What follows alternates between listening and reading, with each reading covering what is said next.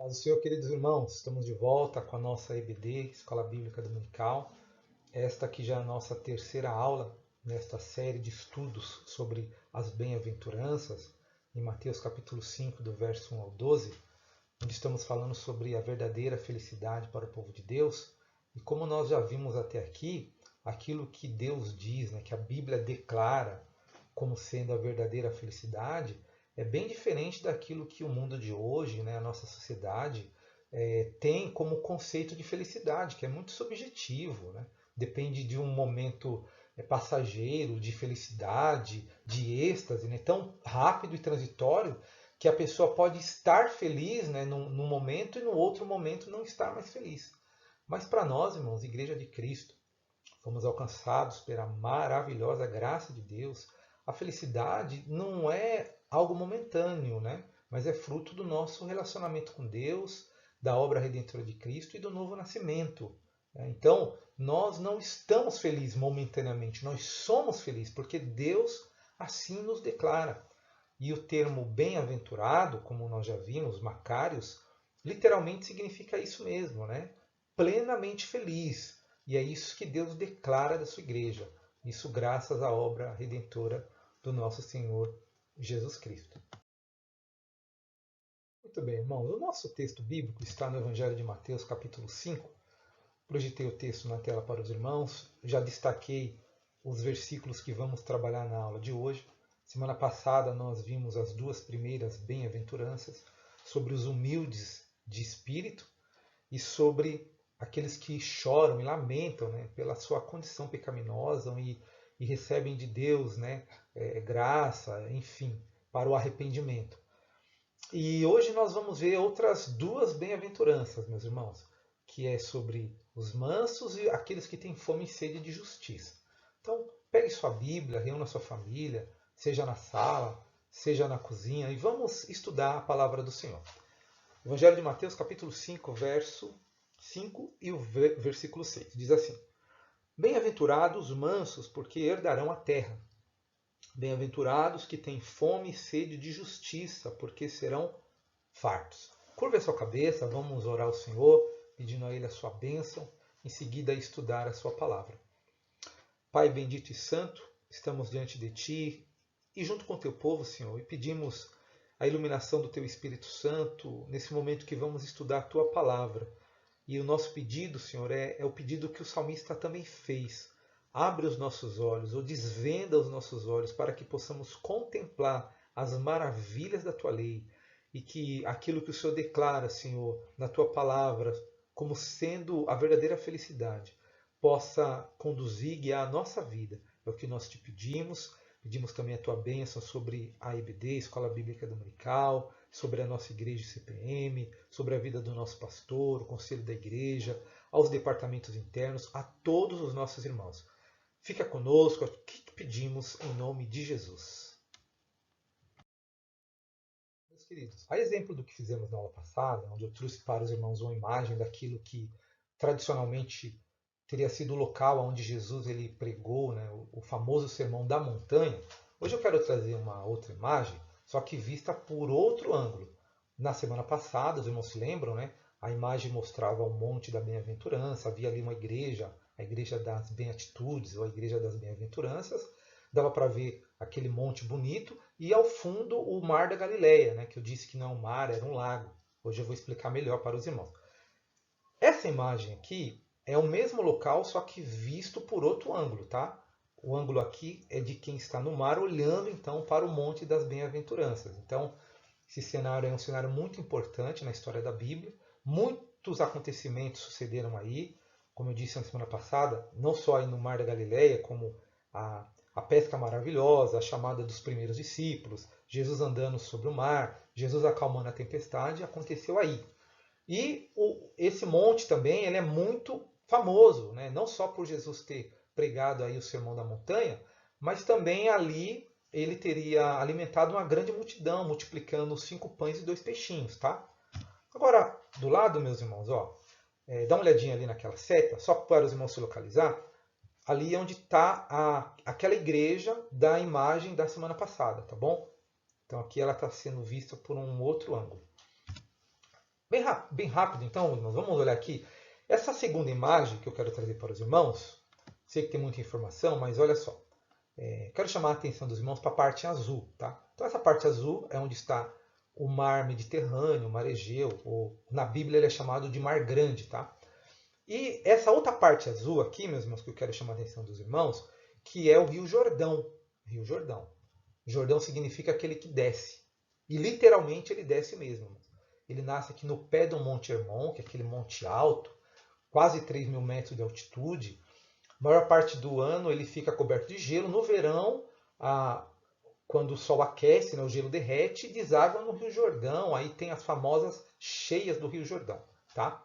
Exemplo disso é o capítulo 3 do livro de Josué, né, que eles tiveram que atravessar o Rio Jordão na época da cheia. Agora, veja, meus irmãos, aqui tem um lago chamado Lago Uli, e aqui, irmãos, é o famoso Mar da Galileia, Mar do Tiberíades, ou Lago de Genezaré, que não é um mar, tá bom? É um lago de água doce, não é água salgada. Só que ele é um lago enorme. Ele tem aqui quase 24 quilômetros de extensão, por quase 14 de largura, meus irmãos, tá? Então, essa região é esse mar aqui que os irmãos estão vendo, tá? Os irmãos podem ver que o Rio Jordão ele corta toda a Palestina e deságua lá embaixo aqui nessa região, é a região do Mar Morto, tá? Que essa parte aqui está muito abaixo do nível do mar e não tem ligação aqui com o mar, tá bom? Para os irmãos terem ideia, que o Vale do Jordão ele está a cerca de 200 metros abaixo do nível do mar e o Mar Morto, irmãos, é o ponto mais baixo do planeta Terra. A superfície do Mar Morto está a mais de 400 metros abaixo do nível do mar. Então dá uma olhadinha aqui de novo, aqui no Mar da Galileia. E presta atenção nesta seta que eu estou mostrando aqui. Aqui então seria a localização dessa colina, onde o Senhor Jesus teria então ensinado o seu famoso Sermão da Montanha. Tá bom?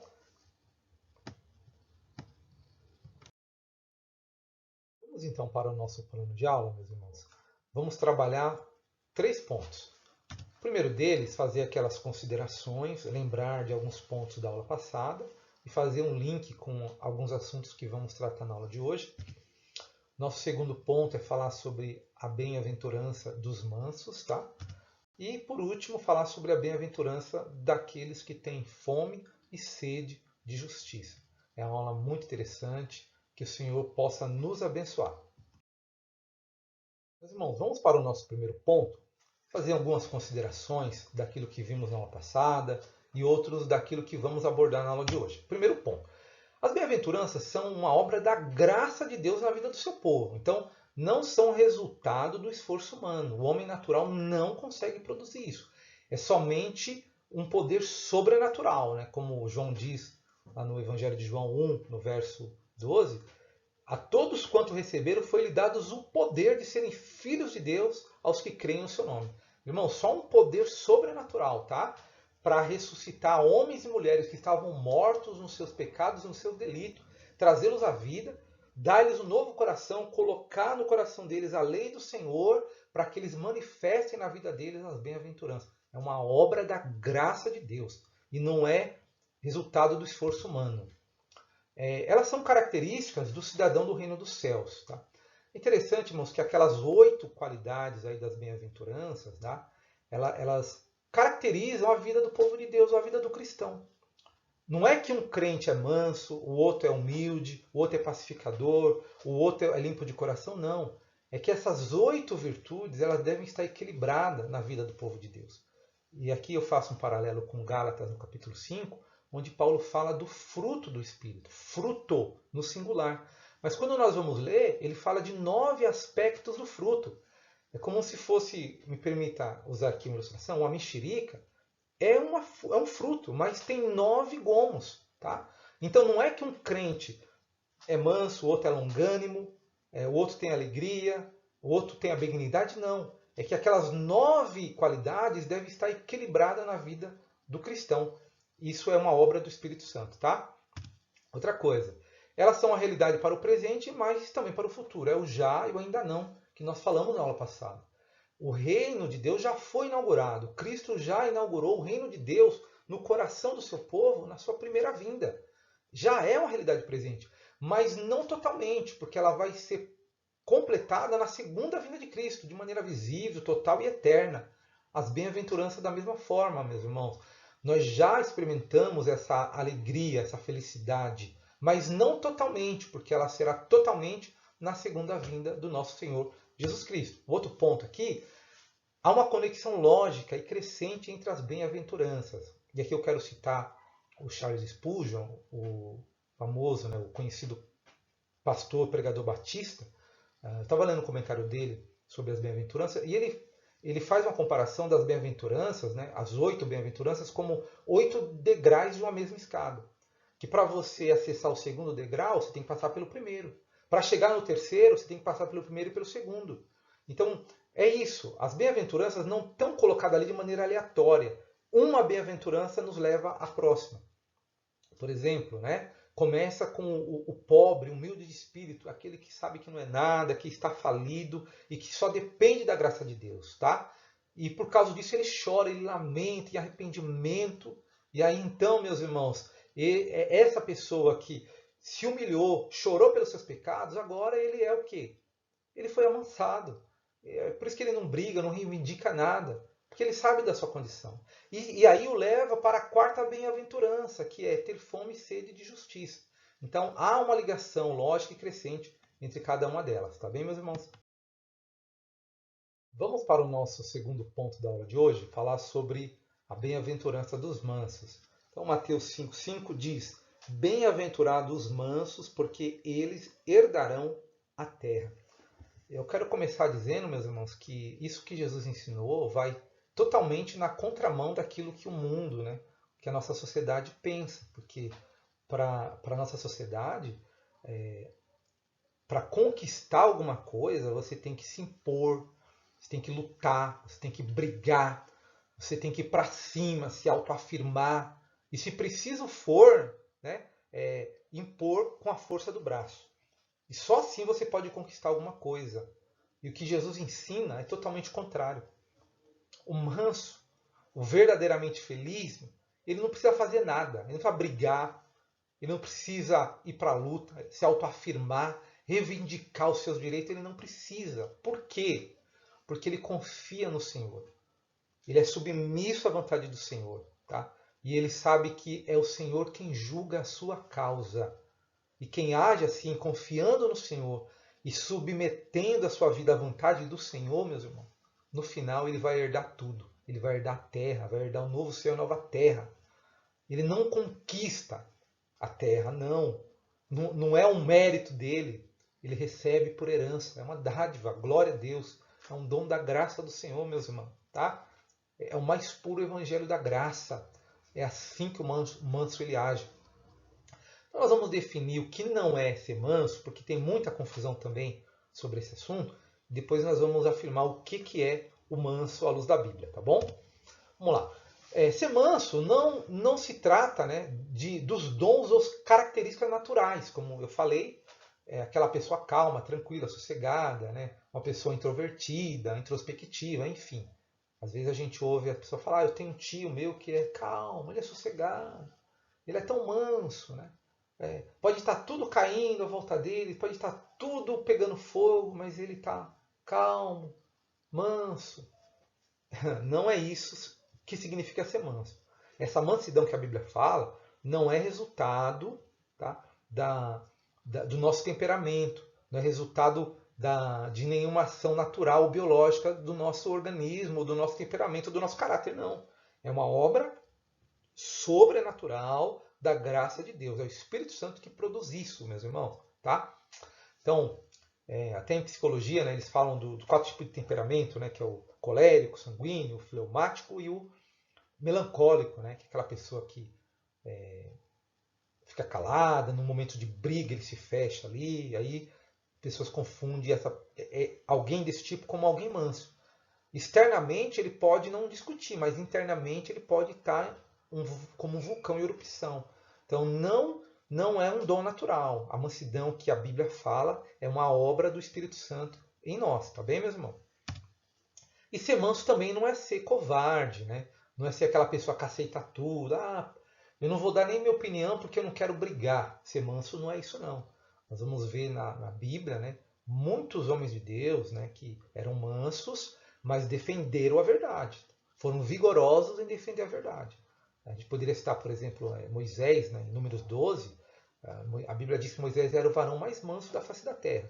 Num episódio em que a própria irmã dele, Miriam, e Arão, o irmão dele, se voltaram contra a autoridade de Moisés, ele não brigou, ele não foi a forra, né? Ele não foi lá para poder tirar satisfação, não. Ele confiou no Senhor. É isso que o manso faz. Né? O manso não precisa brigar, se autoafirmar, defender sua reputação. Nós confiamos no Senhor, tá bem? E temos o exemplo do próprio Cristo também, né? Jesus, ele era manso e humilde de coração. Ele é o maior exemplo de humildade, de mansidão. Mas quando tinha que defender a verdade, ele defendia, né? Aquele episódio que ele entra no templo, né? Expulsa os cambistas, vira a mesa, pega em chicote, expulsa todo mundo, porque eles estavam ofendendo a santidade de Deus, fazendo da casa do seu pai, da casa de Deus, um covil de salteadores, tá? Então ser manso não é aceitar tudo. Nós defendemos sim a verdade, meus irmãos, tá? Mas defendemos ela de maneira amorosa e gentil, e não de maneira belicosa, agressiva. Isso não é próprio dos servos de Deus, tá? Outro ponto. O que é ser manso? É ser humilde e submisso ao controle de Cristo, como um animal domado. Na verdade, irmãos, a palavra manso, ela vem do termo amansado. Era usado para potro, né? Cavalos selvagens que corriam e davam coice. Mas depois que ele era adestrado, aí então toda aquela força, aquele vigor dele estava agora submisso à vontade do seu dono. Então isso é ser manso, tá? Não é que você é um fraco, não é frouxo, não é isso. Pelo contrário, meus irmãos, é que agora nós estamos submissos ao senhorio de Cristo. Como Paulo diz em Gálatas 2:20, estou crucificado com Cristo, não vivo mais eu, mas Cristo vive em mim. E a vida que agora vivo na carne, vivo na fé do Filho de Deus que se entregou por mim. Então é isso que o manso faz, tá bom? Nós não vamos à briga, nós não vamos tirar a satisfação. Por quê? Estamos crucificados com Cristo. Nós nos submetemos a Ele. Amém, meus irmãos? É ser como Cristo, né? Não revidar as afrontas e ofensas recebidas e sempre retribuir o mal com o bem. É isso que Jesus fazia. Paulo fala disso em Romanos 12, quando ele diz, não pagando mal com mal, mas pagando mal com bem. Se o teu inimigo tiver fome, dá-lhe de comer. Se tiver sede, dá-lhe de beber. E fazendo isso, amontoará brasas vivas sobre a sua cabeça. Tá? É isso que o manso faz. Quero ler um texto com os irmãos, na carta de Pedro, no capítulo 2, versículo 21. Olha que interessante, meus irmãos, falando sobre Cristo. Diz assim: porquanto para isso mesmo foste chamado, pois também Cristo sofreu em nosso lugar, deixando-vos exemplo para seguirdes os seus passos, o qual não cometeu pecado, nem dolo algum se achou na sua boca. Versículo 23. Pois ele, quando ultrajado, não ultrajava com traje. Quando maltratado, não fazia ameaças, mas entregava-se àquele que julga retamente, carregando ele mesmo em seu corpo sobre o madeiro os nossos pecados, para que nós, mortos aos pecados, vivamos para a justiça. Por sua chaga foste sarado, porque estáveis desgarrado como ovelha. Agora, porém, vos converteste ao pastor e bispo das vossas almas. Glória a Deus, meu irmão. Jesus, quando era ultrajado, ele não revidava com traje. E quando ele era ofendido, ele não ameaçava ninguém, mas ele entregava tudo a Deus. É aquele que julga retamente. É assim que o manso faz, meus irmãos. Tá bom? O manso, ele não briga, o manso, ele não revida. Ele entrega ao Senhor. O pano de fundo dessa bem-aventurança é o Salmo 37. Abra comigo, Salmo 37. Eu quero ler com os irmãos para a gente entender melhor esse pano de fundo maravilhoso. Olha o que a Bíblia diz no Salmo 37, meus irmãos, sobre o manso, tá? E também esse texto é muito mal interpretado, né? Achando que isso é um cheque em branco, né? Que as pessoas podem fazer o que querem. Né? Mas o ponto aqui, o desejo do salmista é ver a justiça de Deus. Ele se indignava por causa do homem mau, mas então a Bíblia diz para ele, espera no Senhor, confia no Senhor. Não fique irritado por causa do homem mau, você não precisa brigar com ele, confia no Senhor. Em breve o homem mau será exterminado, o Senhor julgará ele, mas os mansos possuirão a terra. Olha o que o texto diz, meu irmão. Não te digne por causa dos malfeitores, nem tenha inveja dos que praticam iniquidade, pois eles dentro em breve serão definharão como a relva, e murcharão como a erva verde. Confia no Senhor e faz o bem. Habita na terra e alimenta-te da verdade. Agrada-te do Senhor e Ele satisfará o desejo do teu coração. Entrega o teu caminho ao Senhor, confia nele e o mais Ele fará. Fará sobressair a tua justiça como a luz e o teu direito como o sol ao meio-dia. Descansa no Senhor e espera nele.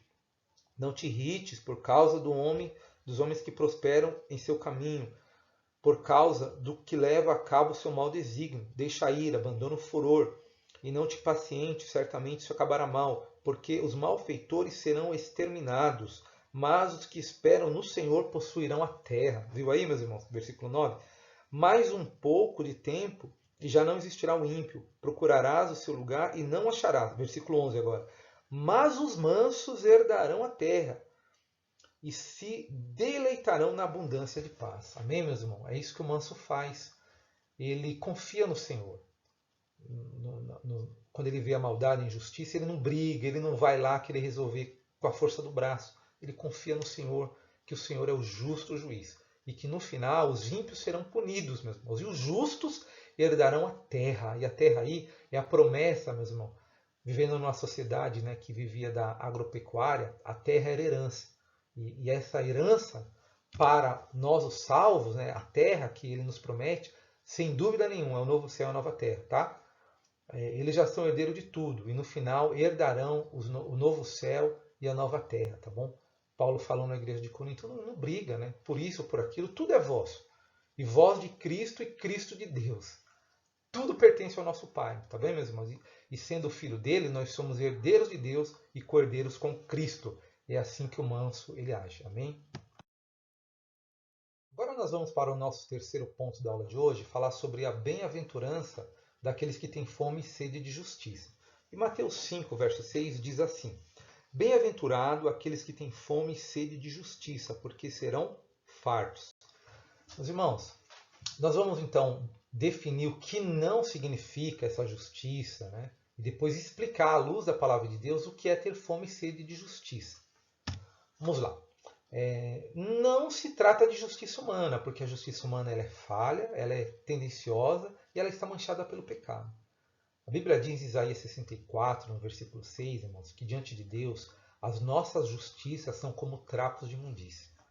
É um texto bem pesado, inclusive os puritanos, né, eles até evitavam usar essa expressão porque ele é realmente muito pesado. Esses trapos de imundície que a Bíblia fala eram umas roupas, né, que a mulher usava para higiene no período menstrual. Tá? Para os irmãos ver que os homens se gabam do seu alto padrão de moralidade e de justiça, mas que diante de Deus não vale nada. Então, não está falando da justiça humana. E também, ter fome e sede de justiça não é ter sede de vingança. Às vezes a gente ouve, né, algum irmão pedindo oração e orando, né, para Deus entrar com justiça. Na verdade, ele está pedindo vingança. Né? Até me lembro de um amado irmão que contando que foi injustiçado, né, por uma pessoa no trabalho dele, e ele citou esse versículo aí. Né? Eu tenho fome e sede de justiça, que Deus há de fazer justiça. Na verdade, ele estava pedindo vingança. Então, ter fome e sede de justiça, irmãos, não é pedir vingança para Deus, tá? O que significa, então? É desejar desesperadamente, porque é exatamente isso que a fome faz.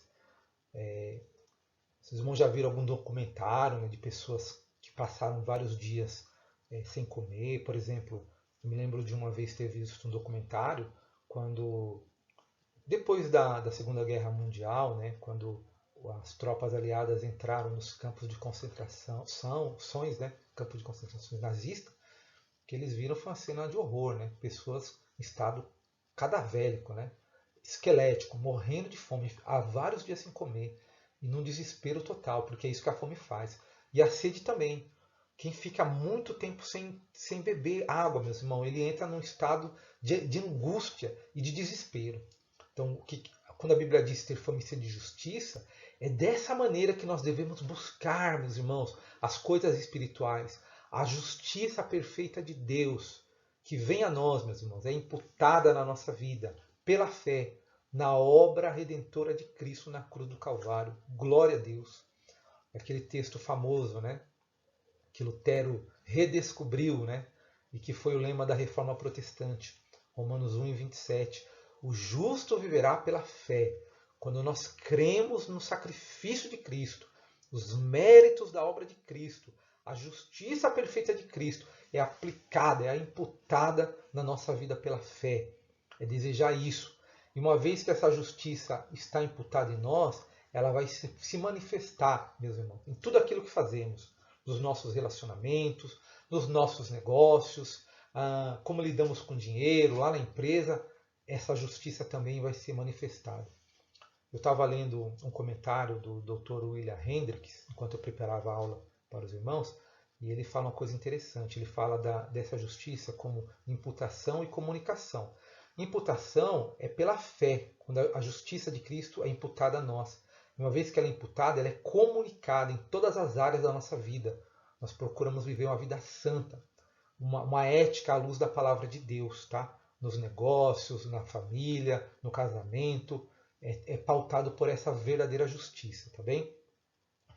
Em 2 Coríntios 5:21, Paulo diz, aquele que não conheceu o pecado, falando de Cristo, ele, Deus, o fez pecado por nós, porque os nossos pecados foram colocados em Cristo, para que nele, em Cristo, nós fôssemos feitos justiça de Deus, meus irmãos. Em Coríntios, lá no capítulo 1, Paulo diz que Cristo foi feito por Deus justiça, redenção, reconciliação e santificação, tá? Então, quando nós temos sede, fome de justiça, nós temos sede, fome e sede do próprio Cristo, meus irmãos, tá? Porque Ele é a justiça de Deus. Quero ler para os irmãos um texto, no profeta Jeremias 23, ele falando sobre a nova aliança, sobre a obra de Cristo. Olha o que ele diz. Eis que vem dias, diz o Senhor, em que levantarei a Davi um renovo justo, o rei que reinará e agirá sabiamente, e executará o juízo e a justiça na terra. Versículo 6. Nos seus dias Judá será salvo, Israel habitará seguro. Será este o seu nome, com que será chamado Senhor, justiça nossa. Glória a Deus. Então, quando a Bíblia diz buscar o reino de Deus e a sua justiça, é fome do próprio Cristo, meus irmãos. É isso, tá? Que a justiça de Cristo atue na nossa vida, nos nossos relacionamentos, nos nossos negócios. Isso é ter fome e sede de justiça, tá? Um ponto interessante, fome e sede são necessidade básica dos vivos, né? Morto não tem fome, meus irmãos, nem sede. E uma pessoa saudável também tem fome e sede. Pedro diz, né? Nós devemos desejar ardentemente, como crianças novamente nascidos, o leite, né, racional, não falsificado, esse leite espiritual que vem a nós, né, pela palavra de Deus ou no nosso relacionamento com Cristo, que é a própria palavra de Deus. E para concluir, meus irmãos, eles são supridos constantemente pelo Senhor, mas na segunda vinda de Cristo serão total e plenamente saciados, meus irmãos. E eu quero encerrar lendo para os irmãos um texto no livro de Apocalipse, tá? Porque eu disse aos irmãos aí que Deus ele nos sacia, né? Constantemente. Naquela conversa com a mulher samaritana, Jesus falou isso, né? Aquele que beber dessa água nunca mais terá sede. Em João 6, Jesus também falou, né? Aquele que come a minha carne e beber do meu sangue nunca mais terá fome e nunca mais terá sede. Então nós somos alimentados constantemente pelo Senhor. Mas tem uma promessa gloriosa, meus irmãos, em Apocalipse 7. Olha o que a Bíblia diz, verso 14. Respondi-lhe, meu Senhor, tu sabes. Ele então me disse, são estes os que vêm de grande tribulação. Lavaram as suas vestiduras e alvejaram no sangue do Cordeiro. Razão porque se acham diante do trono de Deus e o servem dia e noite no seu santuário. E aquele que se assenta no trono estenderá sobre eles o seu tabernáculo. Jamais terão fome. Ouça aí. Jamais terão fome. Nunca mais terão sede. Não cairá sobre eles o sol, nem ardor algum, pois o Cordeiro que se encontra no meio do trono os apacentará e os guiará para as fontes das águas da vida, e Deus lhe enxugará dos olhos toda a lágrima. Glória a Deus, meus irmãos. Então essa justiça ela será plenamente satisfeita quando o texto diz serão fartos eternamente, quando nosso Senhor Jesus voltar. E quando nós herdarmos, sim, meus irmãos, o novo céu e a nova terra. E assim chegamos, irmãos, ao final de mais uma aula. Espero que essa aula tenha sido edificante, proveitosa para os irmãos. e que o Senhor continue abençoando a Igreja CPM, a nossa IBD, e continue nos edificando através da sua palavra. Deus abençoe aos irmãos e até a próxima aula. Fiquem com Deus.